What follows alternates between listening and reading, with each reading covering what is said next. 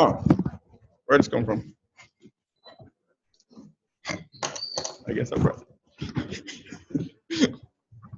That's it. That's the stick. That's the stick for the recording. All right. So if you remember, we had this code fragment up.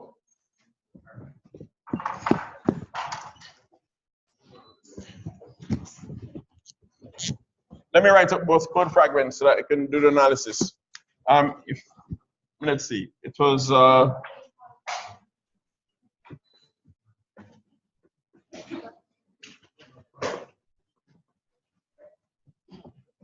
the iterative one.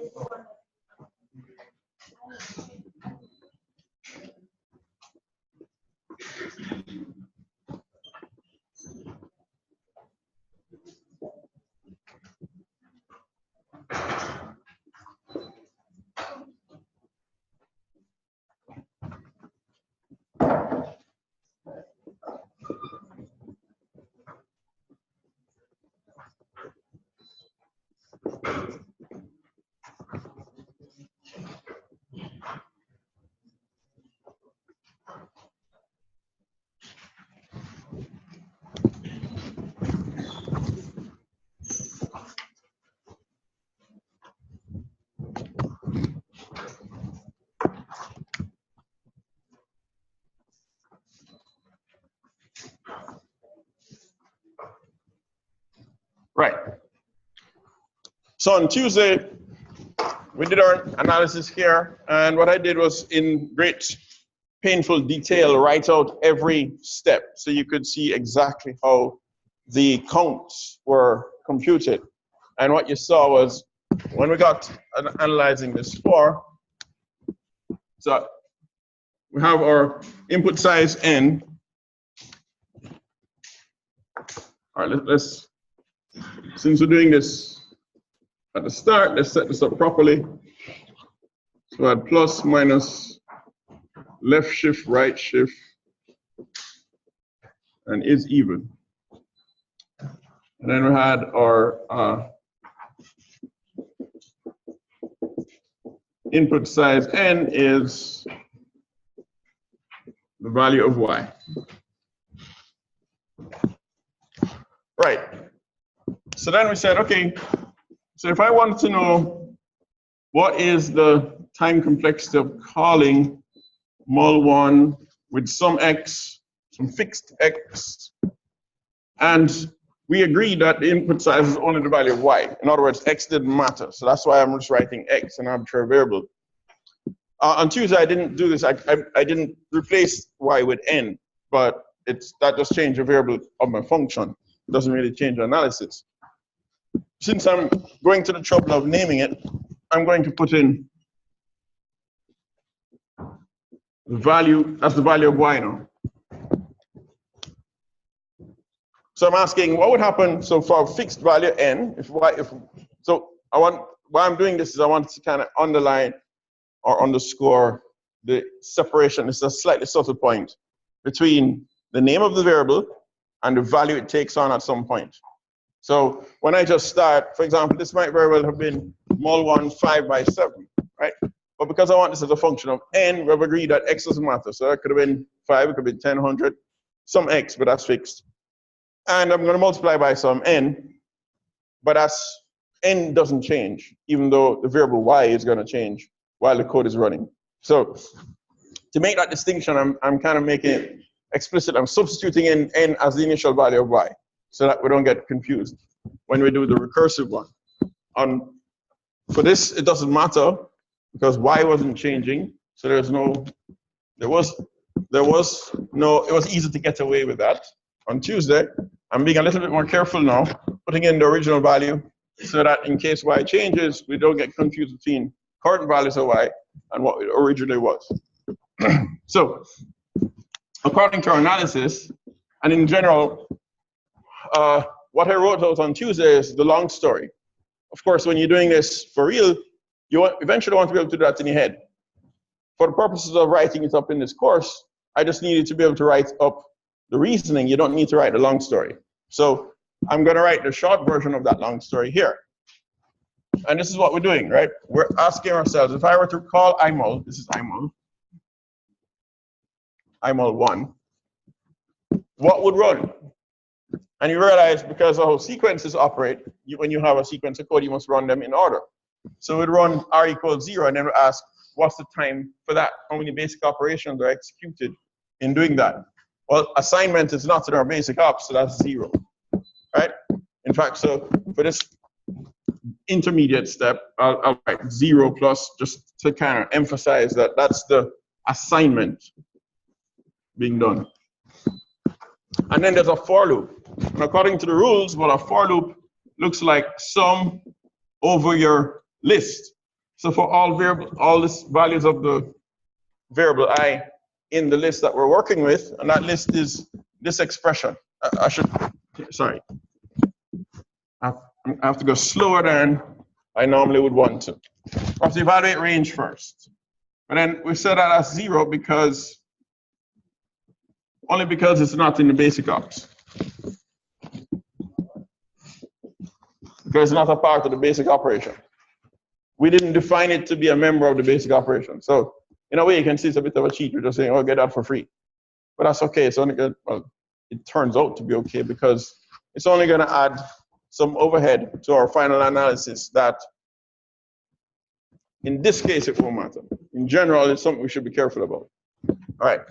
Now, the rest of it, so remember that if you look up the rule for for, it says if you have an expression that looks like for variable in expression, then you have expression body. So this is EL and EB. The cost of it is do EL first, and then do EB as many times as there are elements in the list. That's what that sum was in the rules. I don't know if Bruce talked here, but trying to put it on the slide. You sure you want to do that? Sorry. Because if you can, maybe put up that slide. It's okay. It's okay. Next time. Yeah, sorry. Yeah, so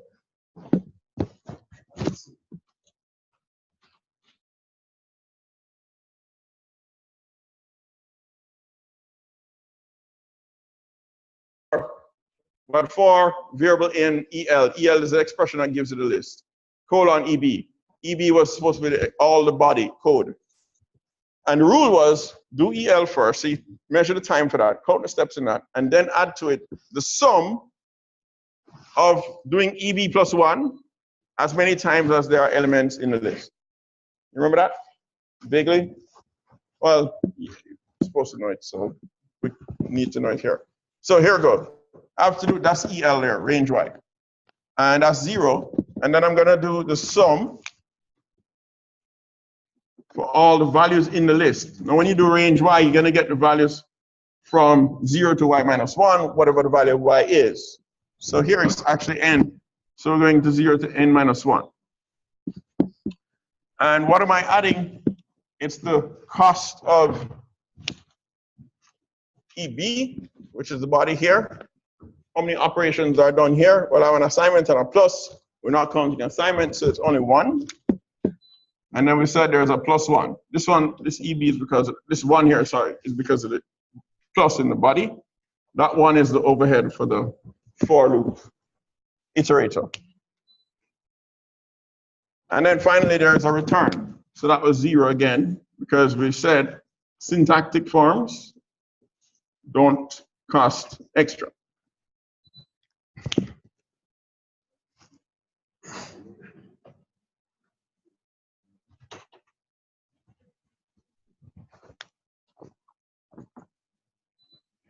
So at this point, we're adding up a bunch of zeros, and that's a 2. So this is the sum from I equals 0 to n minus 1 of 2, which is 2n. Right on the order of growth of that, that's theta n. So after the fact, I can look at it and say, well, you know, normally range would count for something because it has to populate the list. So truthfully, the right way to account for the cost of range might be something like order n, actually, not even order 1. If you're using range in Python 3, it's not order n because range is an iterator. So it takes constant time to set it up, and then processing it takes more time. If you do it in Python 2, range is order n because it actually constructs the whole list at once. If you want to get behavior of Python 3's range, you have to use X range in Python 2. Okay, and that's why for competitive coding purposes, if you're doing Python, if you're using Python 2, never use range. Always use X range instead. But anyway, the point is, we ought to account for this. How we account for that kind of depends on what the function is actually doing. And in general, we will. For this particular introductory example, because of the context, you remember that we're modeling some piece of hardware. So all this code is just illustrating the algorithm anyway. So in a sense, this is just a Pythonic artifact that we're trying not to pay attention to. Okay, if it's written in machine code, that wouldn't be an issue because we would have been iterating through these numbers directly anyway, which is fine. Now, what happens when we try to apply the same rules to our recursive function? You don't change any rules. Just do it the same way. So let's try that. I do time, same using the same basic ops.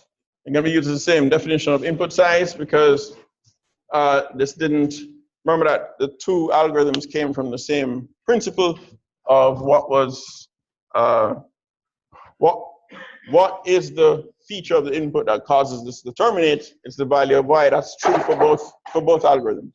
And so we can retain the same definition of input size.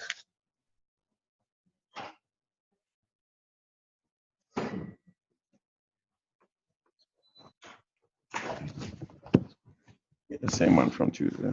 And then let's go to the last slide. So that's 2 slides. Actually, oh, this is the old version, but that's fine. That's the last slide. That's fine. That's it. Yeah. Yeah. On the new one is 2, but that's fine.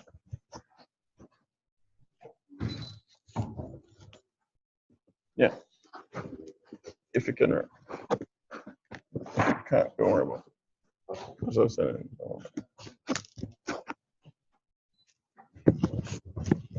I'm gonna be more explicit this time.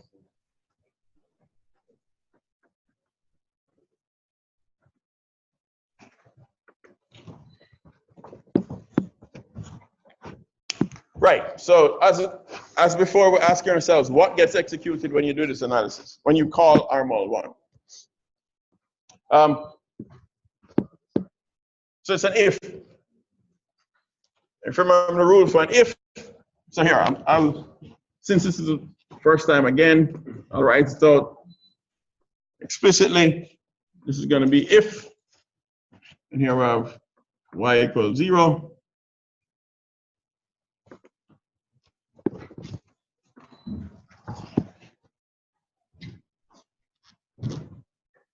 There's a return, and there's an else, and there's a return.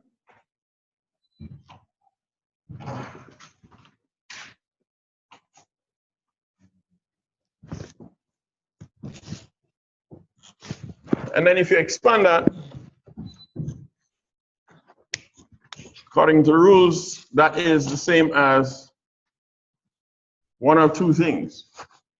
It's the time for y equals 0 for the comparison, plus the time, if you remember the rule for the if, you have if, predicate, consequent, else alternative.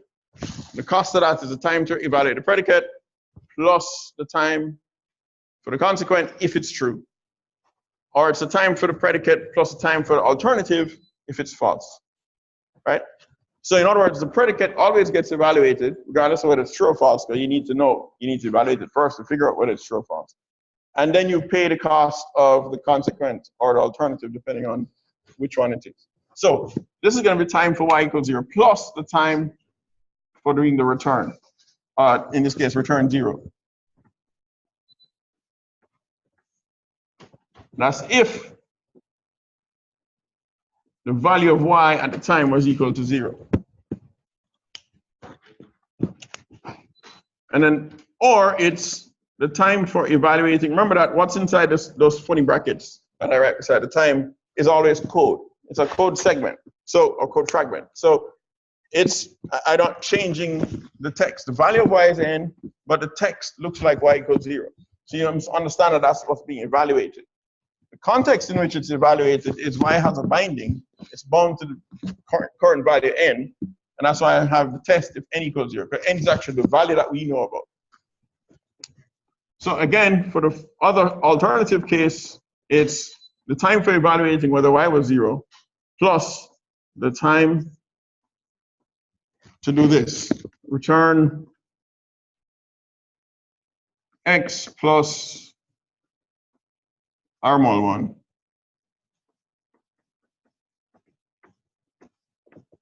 Like so. This is otherwise. And I'll be explicit here technically. Otherwise really means if n was greater than 0, because this code doesn't work if hello, sir. Less than 0. Somebody saying something? Yeah. Speak.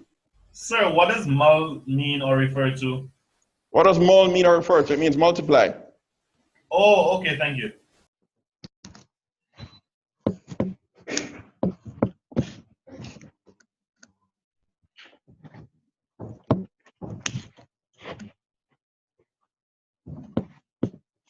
So anyway, y equals 0. How much does it cost to evaluate that? Oh wait, where is it? It should be in but it was originally, okay? So I'm not adding it just because at this point. It was there, I just left it out. It was originally there, it's supposed to be there. So the cost of the equal is 1. And then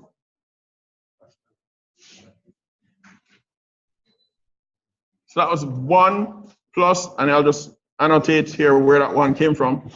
And the cost of that return is 0. It's both the fact that it's a return, we're ignoring that, and the fact that it doesn't cost us anything to evaluate as 0. Constants we don't charge for constants. So this is 1 basically if n equals 0.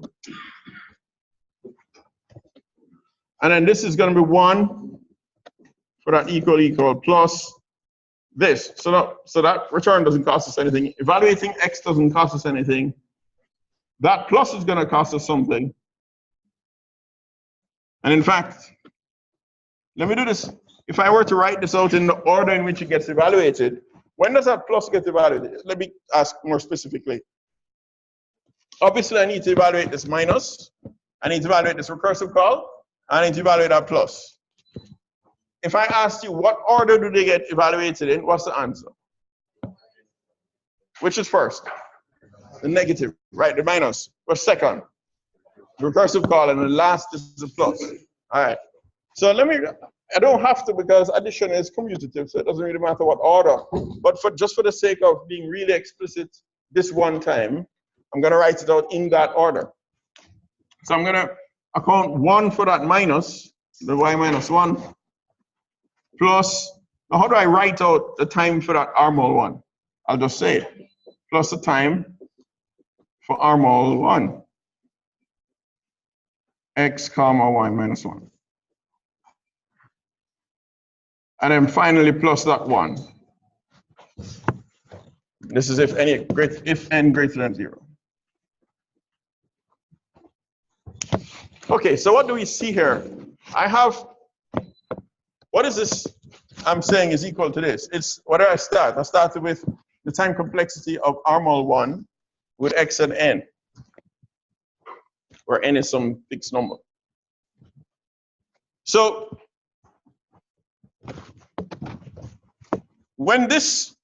if I've accounted for the y minus 1, the subtraction, I'm sorry, to obtain the value of y minus 1, what I really have here when I make the call, when I'm actually trying to say what is the time complexity this, I'm going to put it in angle brackets to indicate the value of, not that I must evaluate y minus 1. You understand? So what I'm trying to say is, I said to you that before that this is supposed to represent code, but but we have accounted for the subtraction happening here. So the value that actually is being passed to that recursive call is the result of subtracting 1 from y, whatever that value is. In other words, it's a number now, not an expression, but it's a number that came from evaluating that expression. So to distinguish between expressions that have already been evaluated as opposed to those that still need to be, I'm going to put an angle bracket around the expression just to indicate to you that, look, this happened already. And then I'm going to do one more thing. So don't write it in your notes yet. Excuse me, sir. Yes, question? What does the angle bracket denote? What does the angle bracket denote? I just said it. The angle bracket is the value of the expression after it's already been done. I'm going to make one more adjustment, so hold on to that thought, and then you can ask again afterwards if you still don't get it. So I want to make sure that we don't try to account for this subtraction more than once, right? The subtraction is required here. I've accounted for it here with this 1, and I want to indicate that whatever the value of y minus 1 was is what I'm trying to call R-mul 1 with. So I'm writing angle brackets to indicate that's done already. But I need to go one more step, because technically speaking, y is just a variable that represents taking on, it's a variable, not a value. That's a slight philosophical distinction.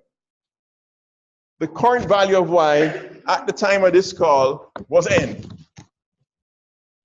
So if I actually want to represent what's the value of subtracting 1 from y at the time, that's actually n minus 1, right? So what I want to do is, because as I said, what I want to do is have, in angle brackets, I want to represent the residual value that I'm actually passing to R-mul. So the value of y at the time, the expression is y minus 1, the value was n, so the number that's being passed to R-mul here is going to be n minus 1.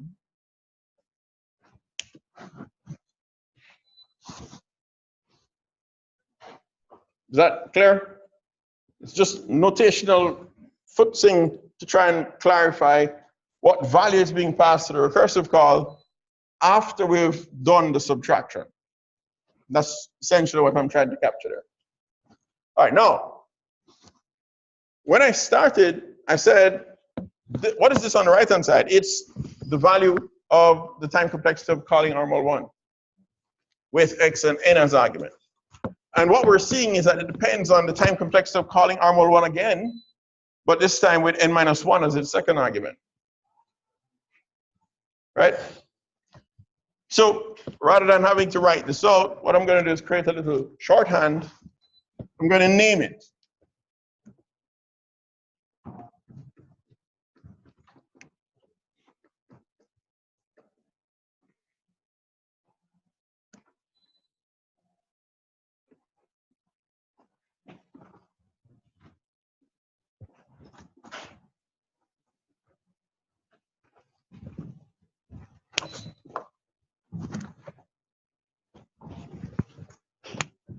I'm going to call that t. T just, t of n. This is a function. I'm using it to denote time. Could have called it anything, but t for time. The important thing is not the t, right? That's arbitrarily named. Is the fact that this n corresponds to that n. That's the key part. So now if I'm going to use my shorthand and just rewrite this, simplify this, I would write t of n is equal to 1, but 1 plus 0 is 1, if n equals 0. And here I have 1, 2, 3 ones, so that's 3 plus, and then recursive call, or to R-mul the time of that. So if t of n stands for the time to call R-mul 1 with n as the argument, what would I call the time to call R-mul 1 with n minus 1 as the argument? T of n minus 1. So this is going to be t of n minus 1. And this is if n is greater than 0. Okay? Now what we've just obtained is called a recurrence relation, which if you've done discrete math, chances are you've seen that and you've seen how to solve those. Right? You guys are probably masters at solving very complicated recurrence relations, having done discrete math. No? Well, at least that one I would imagine you could comfortably solve. No? Well, don't worry about it. Don't panic, because we do cover it. That is the topic, not all, but much of next week, in specific detail. But we will, with this one we can solve even with sort of elementary methods. You don't need to have any knowledge per se, a little bit of maturity in terms of understanding how induction works, but we could resolve this one directly. So what we want to do at this point, that's the end of the story as far as analysis is concerned. It's a little bit unsatisfactory because unlike this one over here, where we got a time complexity directly in terms of n, this is called a closed form. Over here, this is not so direct. It's in terms of itself. It's a recurrence relation. What we ultimately want, of course, is the order of growth. We don't care too much about the detailed constant in there. What we want to know is how it grows as n grows. And so what we need now is some techniques for solving recurrences like this and obtaining their orders of growth. With me? So the question at this point is, how do we solve this recurrence to get its order of growth?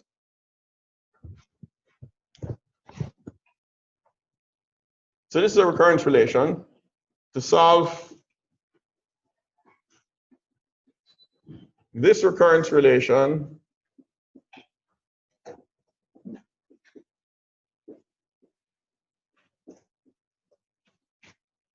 we can observe the following.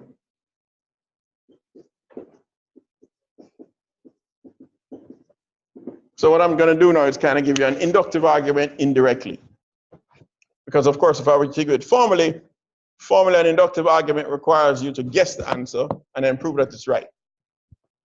But how could I have gotten to that guess in the first place? Might need to move the camera. Okay.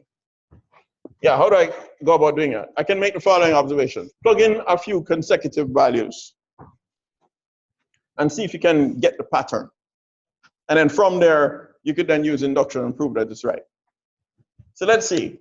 The easiest value to get, t of 0 is what? 1. Just read it off. N equals 0, t of 0 is 1. What is t of 1? According to this rule, it's 3 plus t of 0. But t of 0 is 1, so this is 3 plus 1, or 4. What's t of 2? 3 plus t of 1, which would then be 3 plus 4, which would then be 7. One more, t of 3, 3 plus t of 2, which is 3 plus 7, which would then be 10. If you had to take a wild guess, what would it be? What? Yeah, it's increasing by 3 every time. So if you add 1 to the input, the output increases by 3. So that tells you that what? Now you have to scale it by 3, right? So you expect t of n is 3n plus change. And that plus change you address based on what the value of 0 is. You follow what I'm saying? The increment on consecutive values is a fixed increment. It's 3, 3, 3 every time. So you'd expect that t of n in general is going to be 3 times n plus some offset. That offset you need to determine based on what it is at 0. So it's 3n plus something, and then you check when n equals 0, that 3 times 0 disappears, so the something becomes 1. Okay? So you get t of n is 3n plus 1. Now that's all well and good with these simple ones. We could guess it. You could prove it using induction. This is not a proof. What we just did was guess it in a systematic way.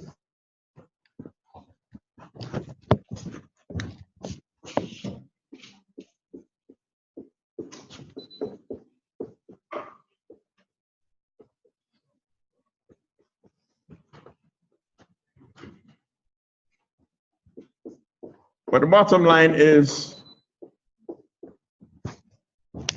out of growth of tier n is theta n.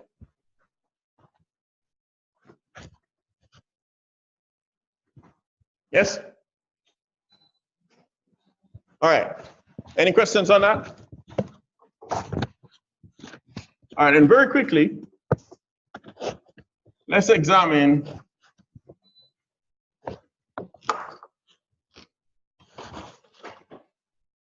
what happens if you recall the alternative approach to doing the multiplication.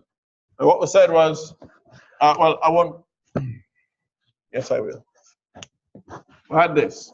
We could recognize x times y is, so 0 if y equals 0. We said I could double x and half y if y was even. Otherwise, it's just x plus x times y minus 1. Remember that? And then from that, we could derive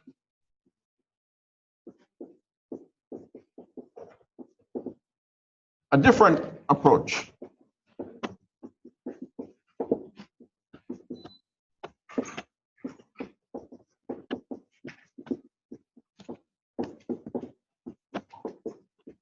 And how did we say with double x?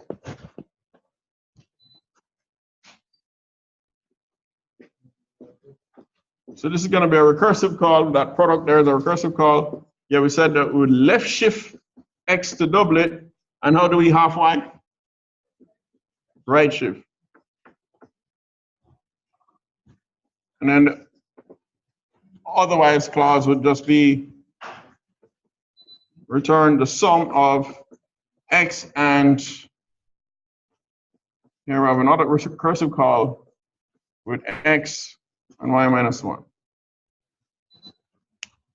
So now let's do an analysis on this and see what we get. Given that we can see that it's recursive already, we know we're going to get a time complexity expression in terms of itself. So let's just name it from now. Oh, I could have erased that column. Oops. I missed the column. Sorry.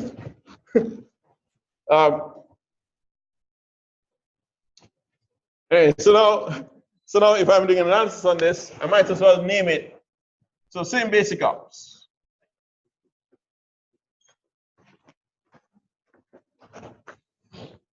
Plus, minus.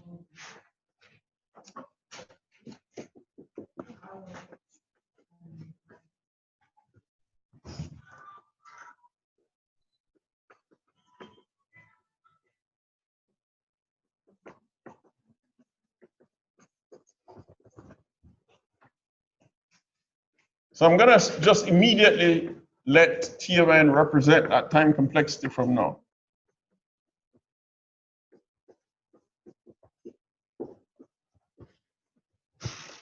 Because it's recursive is going to rely on itself anyway. And so now our analysis tells us that T of n is going to be, according to this, when I call armol 2 with n as an argument, because n is value y, I'm going to evaluate this equal first. So that's 1 for that equal. And the return 0 doesn't cost anything.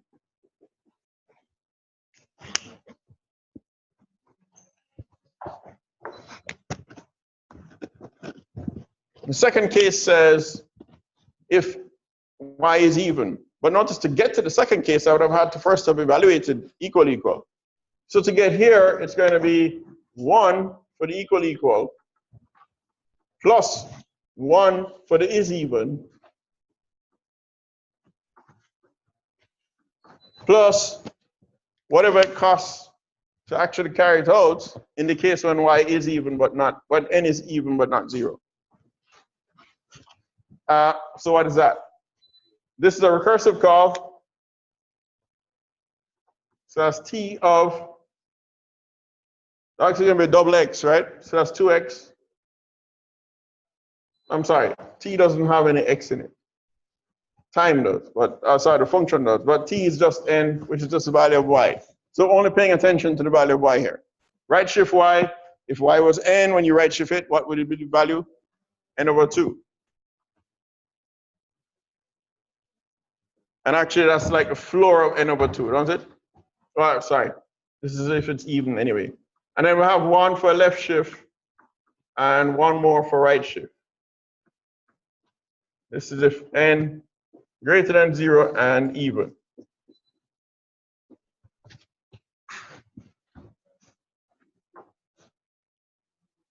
And then what's the third case?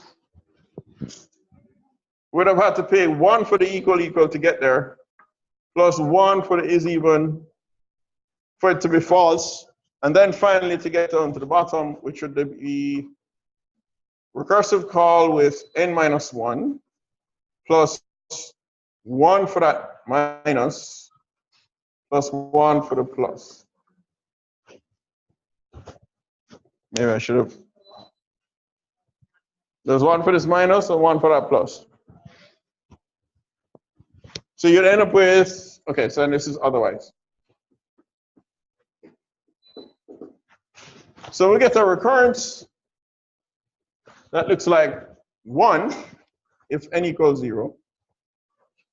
1, 2, 3, 4 plus t of n over 2 if n is even. And 1, 2, 3, 4 plus t of n minus 1 otherwise. Meaning if n is greater than 12, n is odd.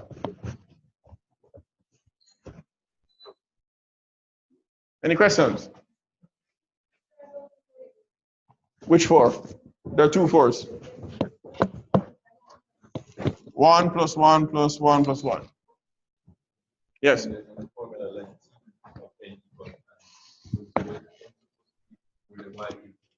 So, because I've said the input size is that n is the value of y, they mean the same thing. But yeah, so if I, like in my notation, I'd probably put n in angle brackets. Yeah. If I was to do that, if I were to do that. Any other questions? Okay, so I'll see you on Monday. What we're going to be doing on Monday is understanding how to solve these. Question? The question why is it otherwise n minus 1? Why is what? Why is it otherwise n minus 1? Otherwise n minus 1? Yeah. The last, you mean down here, the last sentence? Yes, sir. Yeah, because isn't it t of n minus 1 here? Because if you look at the code, we have RML2 in the else clause, RML2 x and y minus 1. So if y was n, then the new value of the call would be n minus 1. Okay, and when you said MUL is multiply, so what is the R before the MUL? It's just a notation, it's just a name. It's the name of the function. I call it R because it's recursive. Oh, okay, thank you, sir. Okay, see you on Monday.